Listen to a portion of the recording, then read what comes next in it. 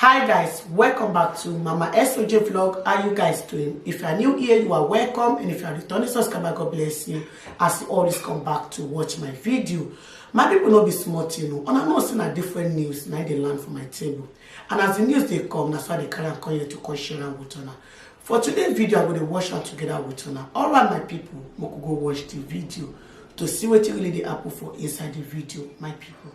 People coming to the square there, and you know, I mean, Governor El-Rufai tried to actually send a political message to Bola Tinubu that look, I can help, you know, gather lots of people for you. I'm interested in showing that look, there's a form of solidarity with you. But for political watchers, when you look at that rally and you don't see President Muhammadu Buhari there, in a zone, the northwest zone where the president comes from, I mean, there are 7 states in that geopolitical zone.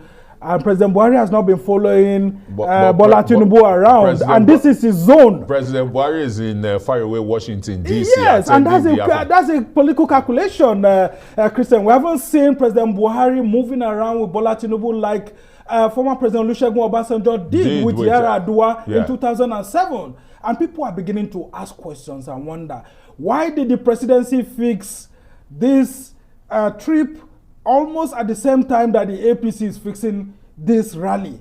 Isn't it a clear understanding that is a strategy by the presidential handlers to make it look like President Buhari has a genuine reason to be away from that northwest zonal rally? But Sumner, have you been looking at the president's body language in recent times and his interviews that look, let Nigerians vote the best candidate, their choice, and that's why he says he wants to leave a legacy of a free, fair, and just elections. And that is unsettling a lot of APC leaders. A lot of them are not sure where exactly President Buhari is tilting to. But we could actually see Abdullahi Adamu today at that place calling Bola Tinubu the president in waiting, introducing him as the president, as the person that will take over from President Muhammadu Buhari, still insisting that as far as they are concerned, Bola Tinubu is going to be the successor of President Muhammadu Buhari.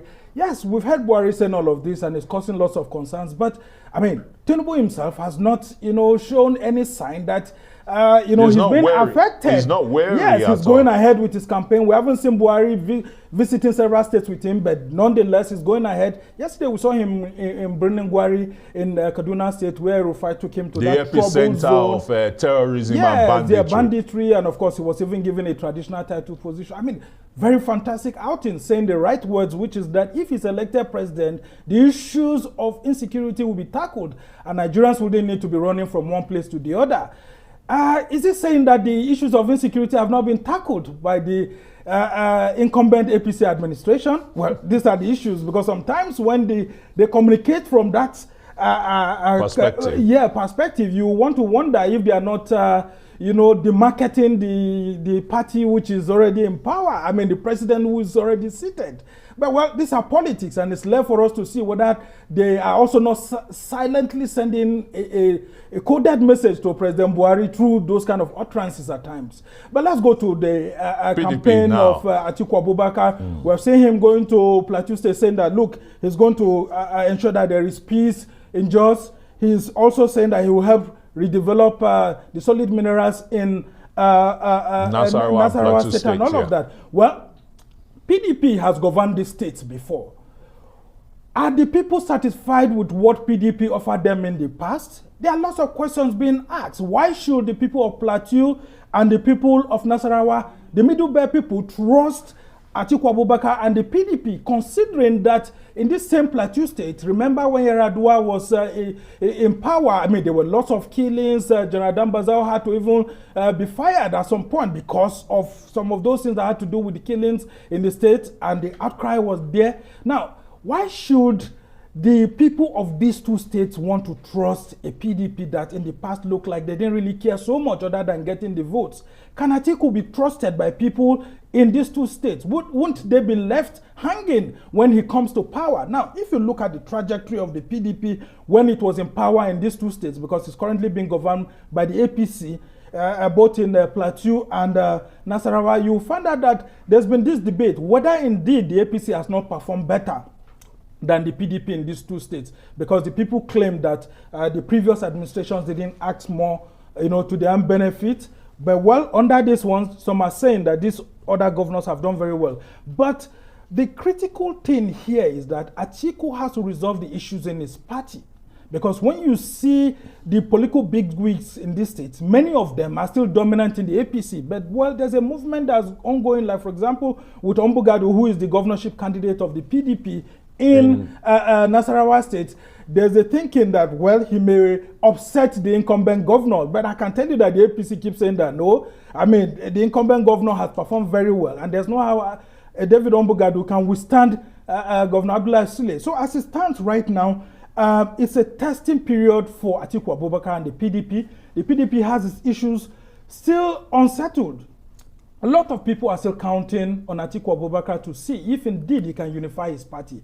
Because unless that is done, I mean, most of these people who don't want to throw away the governments that they already have and embrace governments that they are not, unsure of. So as it stands right now, the North Central geopolitical zone used to be a stronghold of the PDP. It is left to be seen whether the PDP, beginning from Benue, can be able to bring them back home. But I can tell you with what we've seen Otom doing in Benue, because these three states, Benue, Plateau, and Nasarawa, used to be one state. Yeah, I mean, they tend to, in one way or the other, like to move in one way or the other.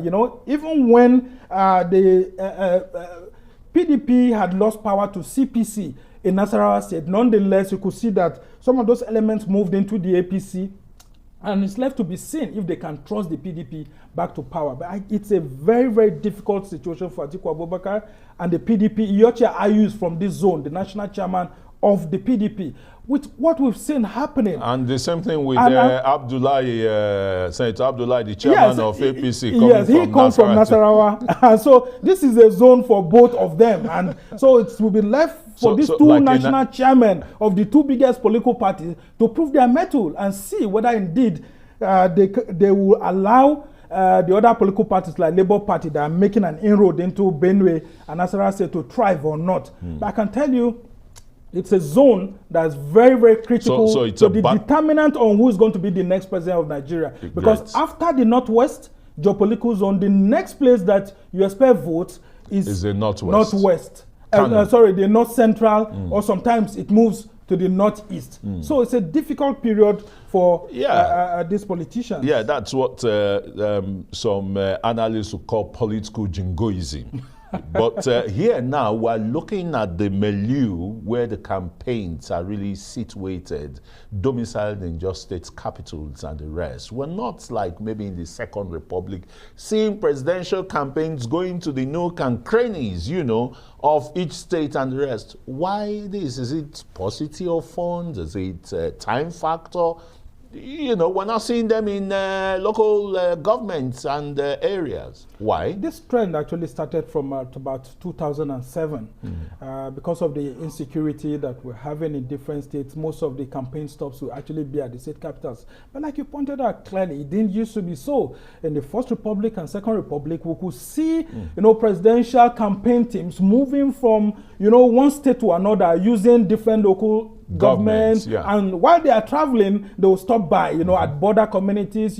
People will have a feel and see the presidential candidate. But nowadays, people don't see the presidential candidates to even touch or to see them directly. Even when they are the campaign grounds in the state capitals, you see that security operatives are everywhere. Look, we need a president that relates with the people, that the people can touch, people can snap pictures with, people can feel, people can see around, and say, look, why should I vote you? And then the person will tell you directly. But when you have the big presidential candidates being surrounded by these security operatives, and then the campaigns being stopped at the convention grounds only, you are not seeing that personal touch, like a presidential candidate stopping by at the house of a voter and saying, not even a prominent person, a voter. I mean, just on the way and say, look, I want to be your president.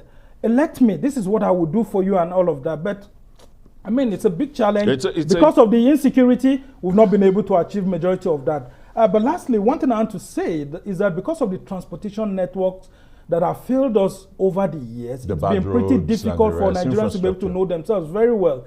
Like in the past, you see, even in trains in those years, political parties will be conducting campaigns inside trains and all of that, moving and spending the night, all through. But because of these issues, of course, we are unable to achieve that, and it's a bad aspect of our political development and culture. We need to redevelop that. People need to see their potential candidates. Some political analysts may want to tell you some now that it's the era of digitization. So why? Apart from that, there's big manism culture. Some of the presidential candidates see themselves. They will adduce different. They have this sort of monarchical complex. Okay. They don't want, to be seen with the talakawas. As they call it. The politics editor. Yeah, they want the vote, but they don't want people to be close to them. Yeah, it's unfortunate. Very quickly before we go, Subna, and briefly to 18 presidential candidates, and less than a third of them are visible. What is going on? Christian, the solution is for us to just get back to a situation where we have